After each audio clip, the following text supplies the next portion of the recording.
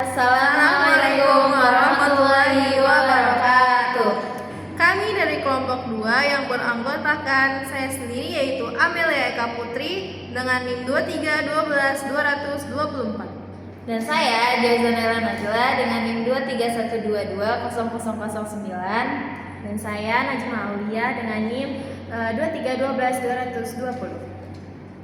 Kami akan memaparkan materi tentang tafsir Tarbawi dalam perspektif tujuan pendidikan Quran Surah Ali Imran ayat 138 hingga 139, Al-Hajj ayat 41, Al-Fath ayat 29, dan Az-Zariyat ayat 56. Baik, saya di sini akan menjelaskan tentang Quran Surat Ali Imran ayat 138 sampai 139. Saya bacakan Quran Surat Ali Imran ayat 138.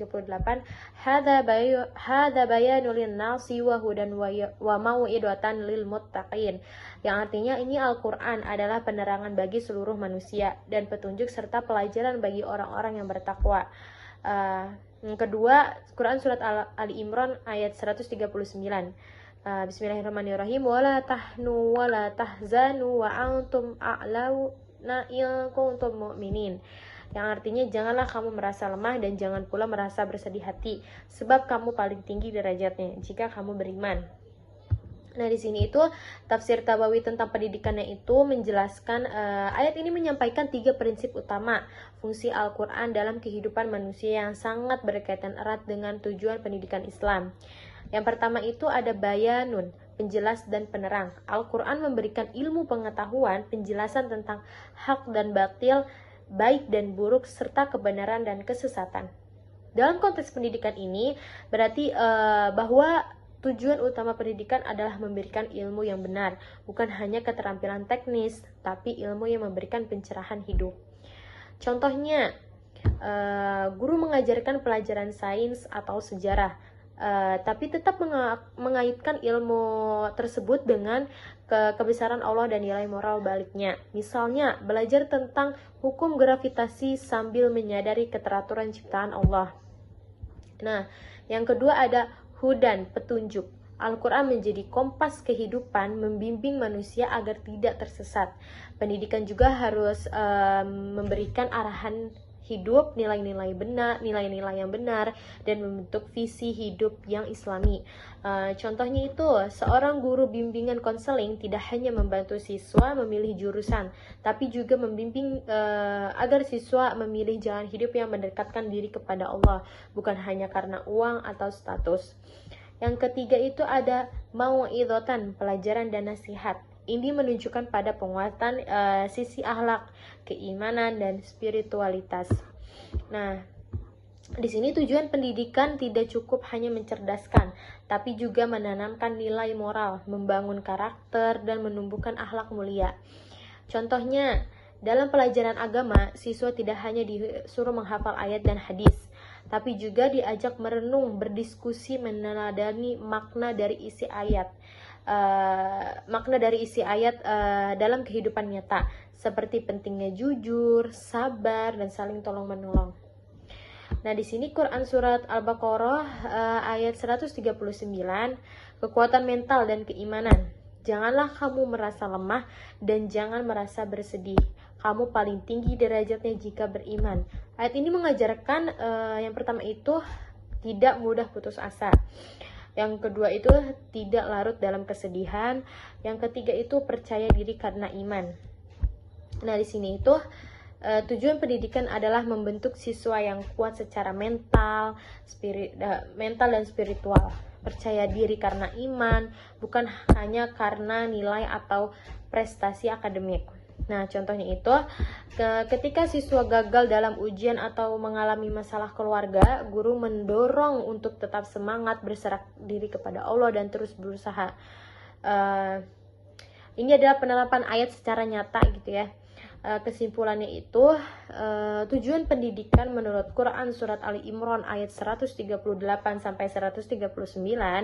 Yang pertama, pendidikan Islam harus berlandaskan pada nilai Al-Quran, memberikan ilmu yang benar, arah hidup yang lurus, dan nasihat moral. Yang kedua, Pendidikan juga harus membentuk mental yang kuat, tidak mudah menyerah, dan berjiwa optimis karena keimanan. Dan yang ketiga, jadi siswa bukan hanya jadi pintar, tapi juga tangguh secara akidah, akhlak, dan cara berpikir.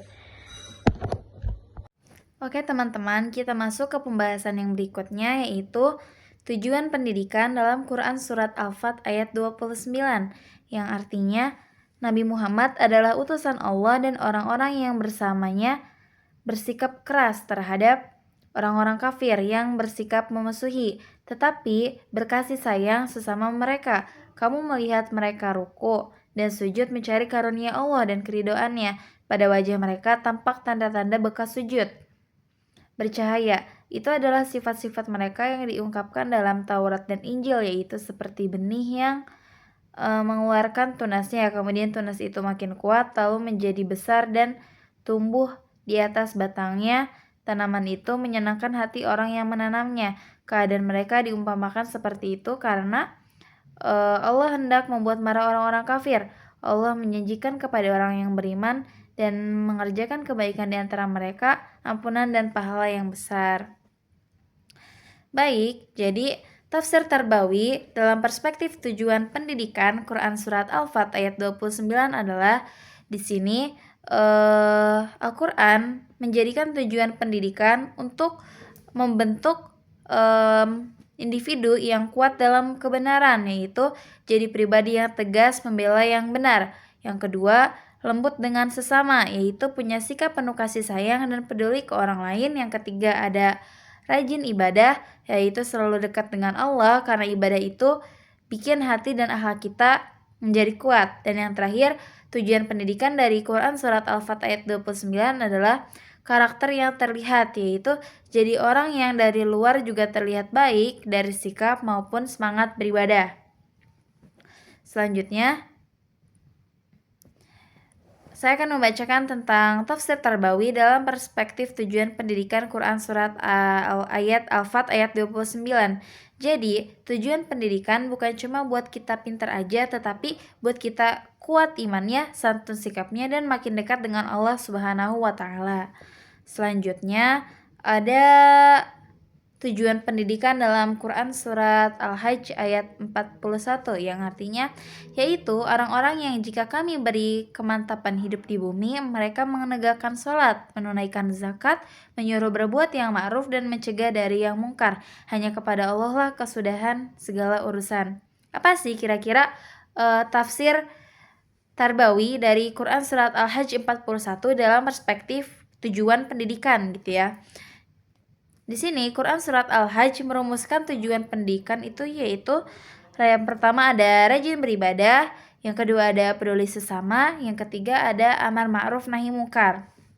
Jadi tujuan dari tujuan pendidikan menurut Quran Surat Al-Hajj ayat 41 adalah mereka selalu mendirikan sholat, yaitu rajin beribadah itu, karena ini kondisi utama buat pribadi yang kuat dan dekat dengan Allah gitu. Dan yang kedua, menjadikan seorang individu itu peduli terhadap sesama, yaitu mereka menunaikan zakat nggak cuma buat diri sendiri tetapi juga bantu yang membutuhkan gitu. Dan yang ketiga ada amar ma'ruf nahi mungkar gitu. Ini termasuk dari tujuan pendidikan, yaitu mereka aktif ngajak orang lain buat kebaikan dan mencegah yang buruk.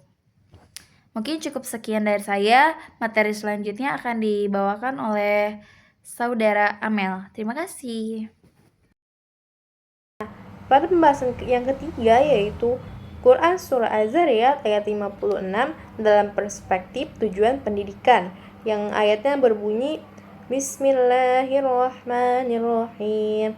Wa ma khalaqtul jinna wal insa illa liya'budun, yang artinya dan aku tidak menciptakan jin dan manusia melainkan mereka beribadah kepadaku. Nah, pada ayat ini menegaskan bahwa tujuan utama penciptaan manusia adalah untuk beribadah kepada Allah. Ini menjadi landasan filosofis kenapa bagi pendidik dalam Islam, di mana proses belajar dan mengajar ditujukan untuk mengantarkan individu mengenal dan mengabdi kepada penciptanya. Dan ini membentuk manusia yang taat, tunduk dan mengabdi kepada Allah secara total, baik dalam aspek ritual maupun dalam seluruh aktivitas kehidupan sehari-hari. Pada ayat ini juga mengingatkan bahwa hidup kita bukan sekedar untuk mencari kesenangan dunia atau sekedar rutinitas, tapi ada tujuan besar, yaitu menjadi hamba Allah yang taat.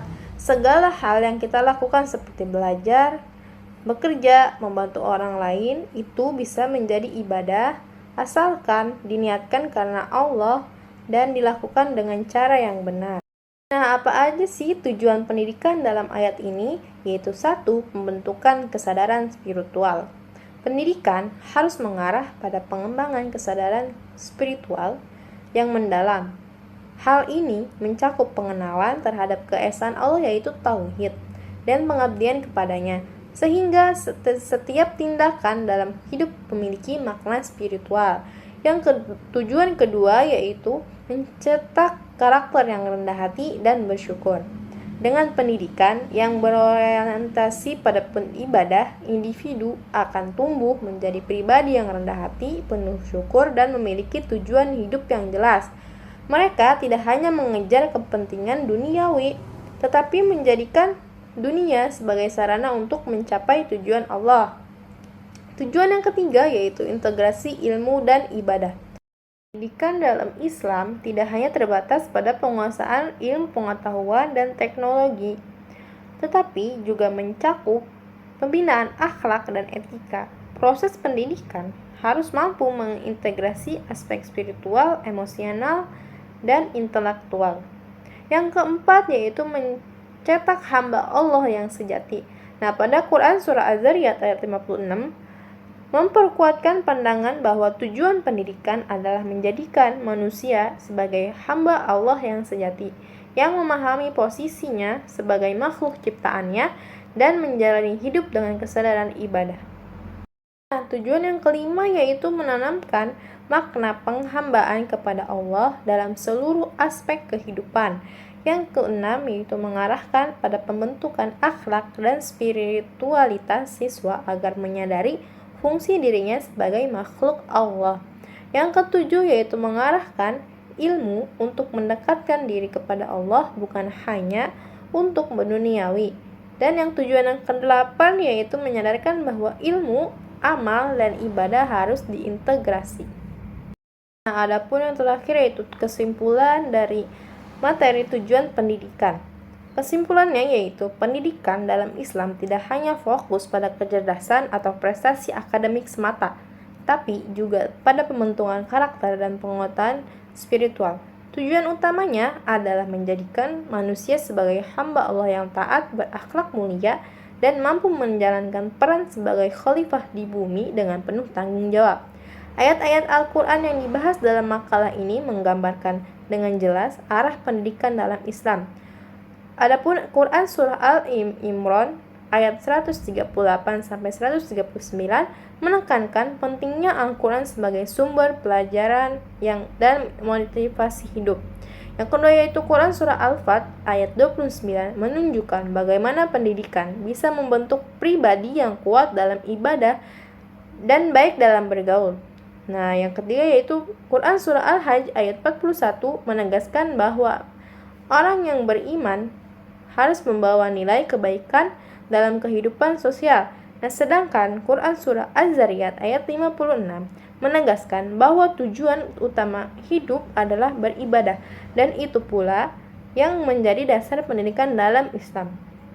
Jadi bisa disimpulkan bahwa pendidikan dalam Islam bertujuan membentuk manusia yang cerdas, beriman, berakhlak baik, dan bermanfaat untuk sesama. Bukan hanya soal ilmu pengetahuan, tapi juga soal membangun jiwa yang siap menghadapi hidup dengan nilai-nilai Islam.